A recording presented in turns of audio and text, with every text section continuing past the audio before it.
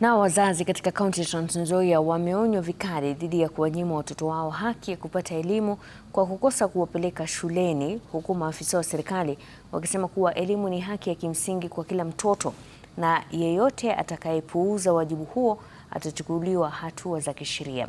Wakizungumza wakati wa hafla ya ugavi wa ufadhili wa elimu kupitia wakfu wa Dawson Mudenyo, chifu wa lokesheni ya Maridadi amesema kuwa msimu huu wa kurejea shuleni wataanzisha msako wa nyumba kwa nyumba kuhakikisha hakuna mtoto anayesalia nyumbani bila sababu ya msingi, akidokeza kwamba imebainika kuwa baadhi ya wanafunzi katika eneo hilo hubaki nyumbani ili kufanya kazi za mashambani, hali inayochangia kudorora kwa elimu.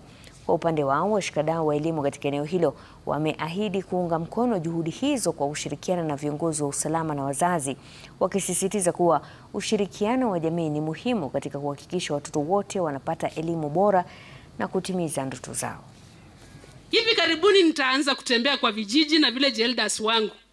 Kama mtoto wako hajaenda shule, utaniambia shida iko wapi na kwa nini unakaa na huyo mtoto nyumbani.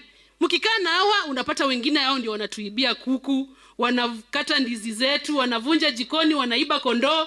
Lakini tukiwapeleka shule tutakuwa na wananchi ambao watakuwa wa msaada kwetu. Na unapata pia mtoto asipoenda shule, tumekuwa na mimba za mapema sana. Hizi mimba za mapema zinatokana na kutoenda shule na hizi disco matanga.